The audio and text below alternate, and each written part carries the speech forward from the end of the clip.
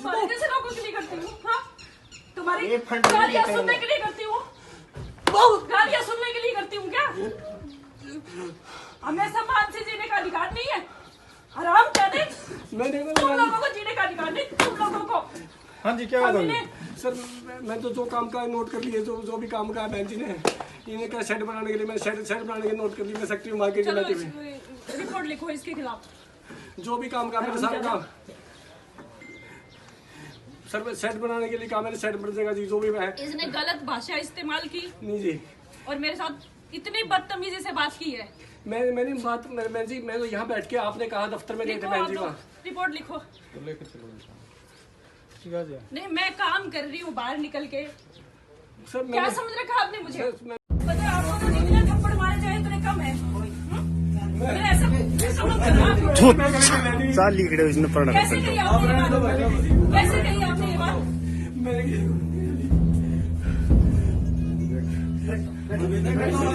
मैं किसी को मैं कुछ एक शब्द नहीं निकलता मेरे मुंह से। मारना तो दूर की बात है। मैं तो सर आपके घर में माँ रहती है, आपके घर में आप बोले जा रहे मैडम भी है, हमारे रिश्तेदार भी है, रिश्तेदार भी है। मैं तो अभी आपके हमें आप जी के काम नोट कर रहा हूँ। सर जो भी काम किए मैं नोट कर रहा हूँ। क्या सोच के अपने शब्द बोले जवाब आपने जो काम कहा वो नोट कर रहा हूँ। आपकी कहीं माफी है क्या?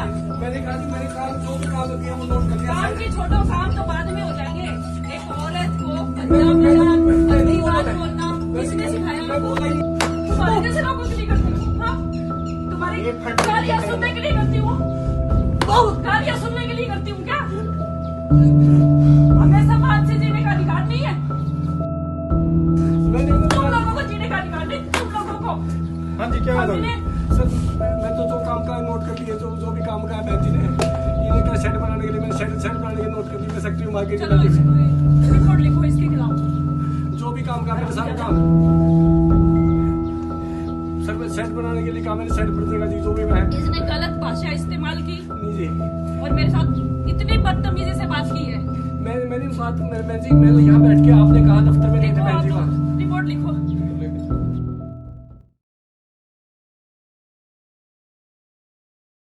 मामला है जो आज आपके साथ घटना घटी है?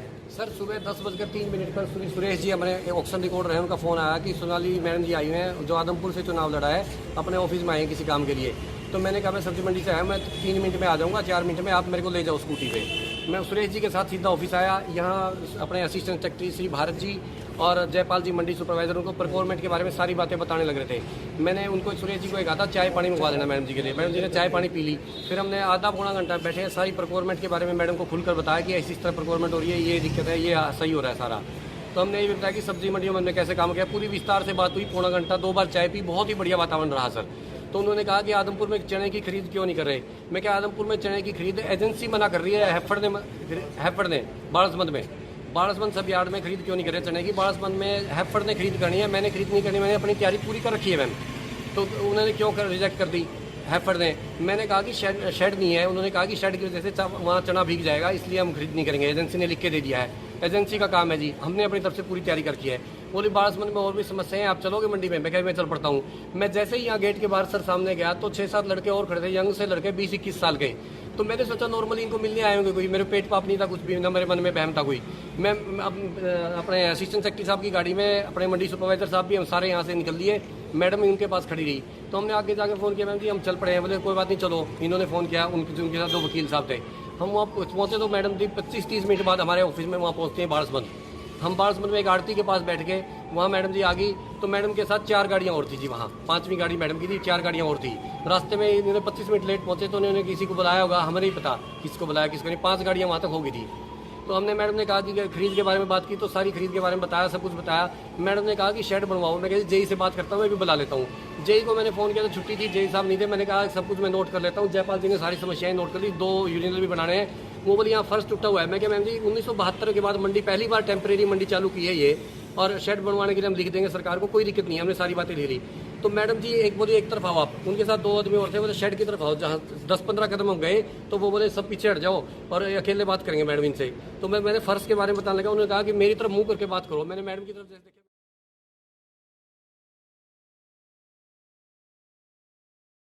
सुबह तब आए नहीं, मुझे 1 घंटा वेट मैंने किया, मैंने कहा चलो आ जाएंगे, मिल के ही जाऊँगी। 1 घंटे बाद वो आए, फिर हमने उनसे बातचीत की और उन्होंने सच में बहुत अच्छा बर्ताव उस समय हमारे साथ किया, कोई गड़बड़ नहीं थी। लेकिन बातों बातों में उन्होंने मुझे बताया कि मैं रणदीप सुरजेवाला जी के साथ 10 साल काम की हूँ और 1 साल में सुहास बराड़ा जी के साथ भी मैंने काम किया हुआ है। और बोले आपके बीजेपी के वर्कर तो थोड़े से ऐसे ही होते हैं, मैं उनको भगा देता हूँ। उन्होंने ये बात की। आज ही जब मतलब सुबह आप आज सुबह जब मैं मिलने गई थी मिलने तो मैंने कहा चलिए कोई बात नहीं, पार्टी वार्टी अलग जगह है, आप अपना आप मार्केट कमेटी का ये जो काम है आपको करना है, शेड वाला किसानों के हित की बात करनी है, पार्टी की बात नहीं करनी।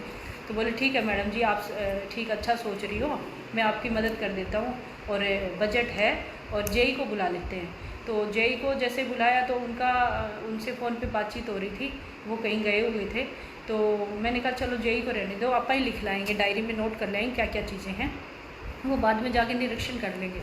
उसके बाद जब हम लोग वहाँ गए, एक एक चीज़ डायरी में नोट हुई। बीजेपी कार्यकर्ता मेरे साथ थे, 4-5 गाड़ियाँ थी मेरे साथ जिसमें बीजेपी कार्यकर्ता थे और उधर सेक्रेटरी। एक मिनट जरूर रुकूंगा। आपको इस बात का जवाब जो सभी को चाहिए था कि इन्होंने वहाँ पर गाड़ी में कुछ, जो उनका कहना है कि कुछ गुंडों को साथ लेकर घूम रहे थे, सो इन्होंने जवाब दे दिया है कि भाई वहाँ पर मेरे साथ बीजेपी के कार्यकर्ता थे। सो मैम ये जवाब एक बार दोबारा बता दीजिए।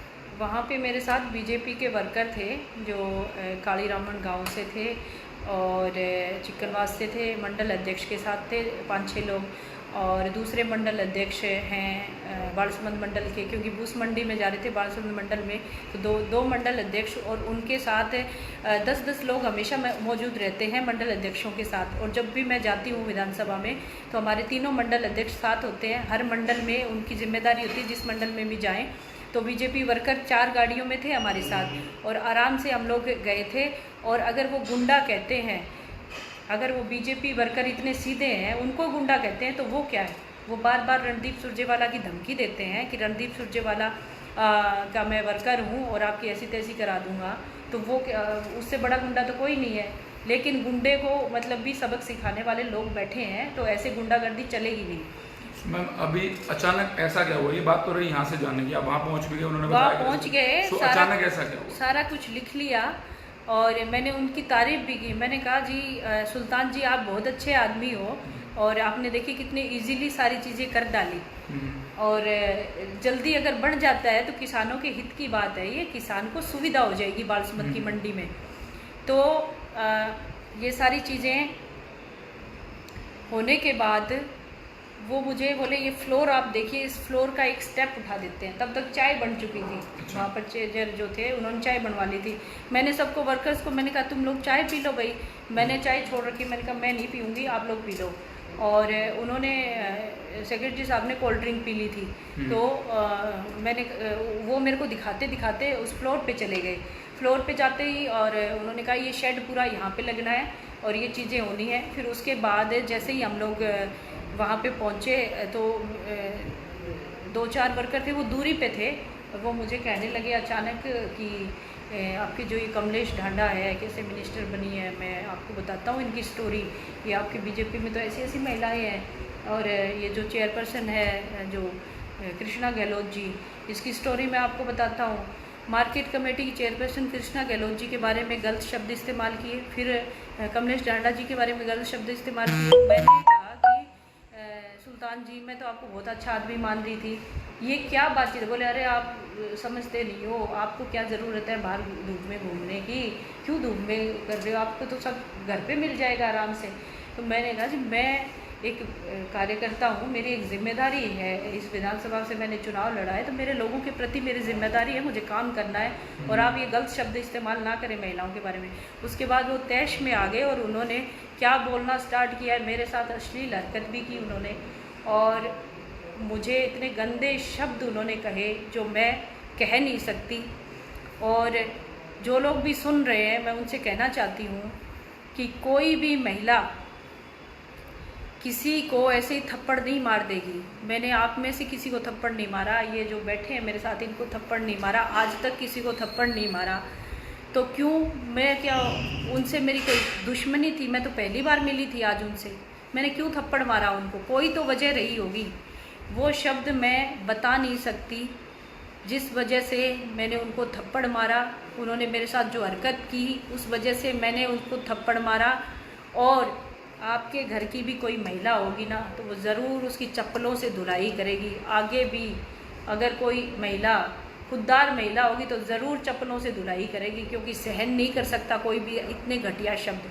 क्या मैं राजनीति में हूँ तो गंदे शब्द सुनने के लिए हूँ क्या? मैं राजनीति में हूँ तो गंदे शब्द सुनने के लिए हूँ? उधर देखिए बीजेपी का हर वर्कर पूरा जिला मेरे साथ है, सब लोग घर पे आए और उन्होंने कहा बहन जी हम आपके साथ हैं, पूरा सपोर्ट करेंगे। इस आदमी ने नाक में दम किया हुआ था, बीजेपी वर्कर को हमेशा इंसल्ट करता था। इन लोगों ने मुझे आके सारी बातें बताई, बोले ये आज की कहानी नहीं है। और एक बात और, जो लोग इसमें कमेंट कर रहे हैं, जो कुलदीप बिश्नोई के सपोर्टर हैं, उनको मैं कहना चाहती हूँ, जो कह रहे हैं गलत किया, तो उसके बारे में मैं बता दूँ। 6 महीने पहले हांसी थाने में इसके खिलाफ एक महिला ने FIR करवाई अश्लील हरकत करने की। ये आदमी पहले भी ये हरकत कर चुका है, आज दूसरी बार मेरे साथ ये हरकत इसने की। 6 महीने पहले इनके खिलाफ FIR है हांसी थाने में। हांसी की एक महिला ने इनके खिलाफ FIR करवाई गई है। तो क्या कितनी महिलाएं बर्दाश्त करेगी? उसने बर्दाश्त कर लिया, लेकिन मैं बर्दाश्त करने वाले में नहीं हूँ। तो मैम अब अगला इसके ऊपर 2 करोड़ रुपए का गबन का आरोप है। 2 करोड़ रुपए गबन का भी आरोप है और एक मामला दर्ज है हांसी में। तो भाई इसे जांच से शेयर करते रहे। मैम अपना पक्ष रख रही है, साथ में उसके खुलासे भी कर रही हैं। एक तो अपना पक्ष जो इनके साथ हुआ, इन्होंने वीडियो दी, और बाकी बातें भी करते रहेंगे, अभी जुड़े रहेंगे, तो शेयर करते रहेंगे ज़्यादा। दूसरा, इसके खिलाफ 2 करोड़ रुपए के मामले का गबन है। 2 करोड़ रुपए इसने गबन किए हैं, यही मार्केट कमेटी का है, हिसार का। और ये अधिकारी होते हुए, सरकारी अधिकारी होते हुए, ये चुनाव में रणदीप सुरजेवाला का ऑफिस इंचार्ज रहा है, जींद में भी और पहले चुनाव में भी 2 बार। तो ये बार बार यही धमकी देता रहता है। तो क्या ऐसे इंसान को समाज में रहने का अधिकार है? और क्या इसको सरकारी नौकरी पे रहने का अधिकार है? ऐसे घटिया आदमी को, जो लोगों को डील करता हो और महिलाओं को ऐसे अभद्र भाषा इस्तेमाल करता हो, ऐसे लोगों के साथ क्या बर्ताव करना चाहिए?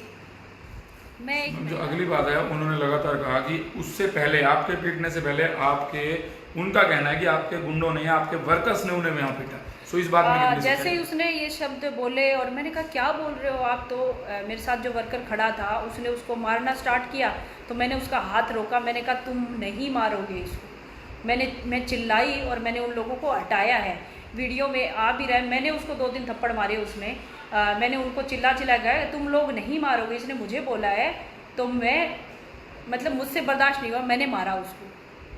सो मतलब उनका तीसरा आरोप है कि आपने तीसरी, जैसे एक बार पहली बार पीट लिया, फिर दूसरी बार आपने पीटा, तीसरी बार जो है आप बाहर, जब उन्हें थाने के बाहर ले गए, आपने पिस्तौल लगाकर उसे कहा कि भैया लिख दे सारा माफीनामा कि मैंने ही बदतमीजी की। बोला मैंने पिस्तौल के दबाव में वो सब लिख दिया, बंदूक के दबाव में। देखिए ये झूठ बोल रहा है। ये आगे की कहानी मैं बताती हूँ। फिर इसने जैसे थाने में गया, थाने के लोग आ गए थे, 2 पुलिस वाले आए और उसके साथ वो चला गया और हम भी साथ साथ चले गए। वहाँ पे थाना इंचार्ज रामचंद्र जी मिलते हैं हमें। रामचंद्र जी को मैंने कहा रामचंद्र जी मैं एक रिपोर्ट दर्ज करवाने आई हूँ। बोले ठीक है जी, आप बताइए क्या हुआ। तो मैंने सारी बात बताई, तो उन्होंने कहा कि आपकी रिपोर्ट लिख लेते हैं। साथ में सुल्तान जी बैठे हुए थे, उन्होंने कहा बहन जी मुझे माफ़ कर दो, मेरे से गलती हो गई, आप जो करवाना चाहो, जो लिखवाना चाहो लिखवा लो, लेकिन मुझे माफ़ कर दो, मेरा मामला बाहर आ गया तो मुझे तकलीफ़ हो जाएगी। तो उसने बार बार गिड़गिड़ाया, उसकी आंखों में आंसू भी देखे, तो मैंने उसको माफ़ कर दिया। मुझे लगा कि बात को नहीं ज़्यादा बढ़ाना चाहिए, लड़ाई झगड़े में कुछ नहीं रखा, इसीलिए मैंने उसको माफ़ करके मैं चली आई। और उसने थाना इंचार्ज के सामने लिखा कि मैंने ये भाषा इस्तेमाल की, मैंने इनके साथ बुरा व्यवहार किया, गलत शब्दों का इस्तेमाल किया, अश्लील हरकत की, सब लिखा उन्होंने। लिखने के बाद और वीडियो भी उन्होंने दिया, वीडियो में भी उन्होंने कबूल किया कि मैंने ये सब किया है। अगर मैं गन पॉइंट पे उसको मैं अगर करवाती तो थाना इंचार्ज क्या कर रहे थे? थाना इंचार्ज भी तो थे वहाँ पे, और भी लोग थे, वर्कर भी थे, और उनके दो जो आप लोग इसमें से कुछ लोग गलत कमेंट कर रहे हैं, उनको मैं जवाब देना चाहती हूँ। अगर मैंने गन पॉइंट पे उनसे लिखवाया तो उनके असिस्टेंट सेक्रेटरी और उनके सुपरवाइजर ने क्यों साइन किया उस पर? उन्होंने साइन किया है, उनकी मर्जी से वो लिखा हुआ है। उस आदमी ने गलत बोला, उसको कबूल किया, और उसी पे सो मैम अब वैसे अचानक ऐसा क्या हुआ, इजहार आते ही वो बयान से पलट गए? आपको क्या लगता है राजनीति बन गई उसके बाद? आगे की बात भी मैं बताती हूँ। जैसे हम लोग निकले थाने से, उन्होंने मेरे से कई बातें की, फिर बाद में बोले बहन जी आपका बहुत बड़ा दिल, आपने मुझे माफ़ कर दिया। मैंने तो चलो गलती कर दी, मुझे लगा कि चल जाएगा सब, लेकिन आपने चलो मुझे माफ़ किया इस हरकत के लिए। आगे से मैं आपसे अच्छा रिलेशन बना के रखना चाहता हूँ और हमेशा आपकी मदद करूँगा जहाँ भी आपको ज़रूरत पड़ेगी। मैंने भी उसको कहा ठीक है भाई साहब, अगर आप ऐसा आपका मन है तो बिल्कुल, मेरे मन में आपके प्रति कोई गिला शिकवा नहीं है अभी। और ये सारी बातें हो गई थी। उसके बाद जब गाड़ी में बैठने लगे, मैंने कहा आप चेयरमैन साहब के साथ निकल लो, मैं भी घर निकल लेती हूँ। तो वो जैसे ही बैठने लगे, उसके बाद थाना इंचार्ज आए रामचंद्र जी, उन्होंने कहा मैडम जी एक बार आप इनको मत लेके जाओ, क्या पता आपके वर्कर और भड़क जाए, कोई इनको मारने लग जाए, कहीं कोई और घटना ना हो जाए, इनको यहीं छोड़ दो। मैंने कहा आपकी बात भी ठीक है, मतलब इन्होंने सारा ये कुछ गड़बड़ किया है, कोई भड़क गया, कुछ हो गया ना तो पंगा मतलब ज़्यादा बढ़ सकता है, इसलिए इनको आप यहीं रखो, बाद में भेज देना। तो वो वहाँ पे बैठ गए थे, लेकिन बाद में उनका क्या मन बदला, क्या अब उसको पुलिस वालों ने कहा है कि अपने सपोर्ट में, अपनी प्रोटेक्शन में कुछ करो, या इसको अपने आप से कुछ हुआ है। ज़रूर कुछ ना कुछ चीज़ हुई है बाद में, जो इसने अपने बयान बदले और मेरे खिलाफ मामला इसने दर्ज करवाया। और जब मैं बोल रही हूँ, इसने बोला था, उसका वीडियो नहीं है कोई भी, क्योंकि उस समय कोई शूट नहीं कर रहा था। और जैसे ही बात बढ़ी तब लोगों ने रिकॉर्ड करना शुरू कर दिया था, और उसमें आप लोग देख सकते हो शब्द, मैंने उसको हरामजादा कमीना ज़रूर कहा है, क्योंकि उसने घटिया चीज़ें जो बोली उसके लिए ये बहुत कम शब्द थे, मैंने ये ज़रूर कहा है। लेकिन मैंने ये भी कहा उसको कि ऐसे लोगों को समाज में जीने का अधिकार नहीं है, लेकिन मैंने उसको कोई जान से मारने की धमकी नहीं दी है। कहीं भी मेरा ये बयान नहीं है कि मैं तेरे को जान से मार डालूँगी, मैंने नहीं कही ये चीज़ें, क्योंकि कोई भी किसी को जान से मारने का अधिकार नहीं है। कानून उसको सज़ा देगा उसने जो किया है तो, और उसने जो किया उसके बाद मैंने जो किया, मुझे अगर मैं गलत हूँ तो मुझे सज़ा मिलेगी, और उसके लिए मैं तैयार हूँ। मैं अपनी बात से पीछे हटने वालों में से नहीं हूँ, हमेशा यही करती हूँ, जो गलत है उसको गलत कहूँगी और जो ठीक है उसको ठीक कहूँगी। उसका व्यवहार पहले ठीक था और बहुत अच्छे से उसने बर्ताव किया, लेकिन उसने बीजेपी की महिलाओं पे जब टिप्पणी शुरू कर दी तब बात आगे बढ़ी, और उसने मेरे साथ अश्लीलता करने की कोशिश की, तब बात आगे बढ़ी, तब मुझे उसको पीटना पड़ा।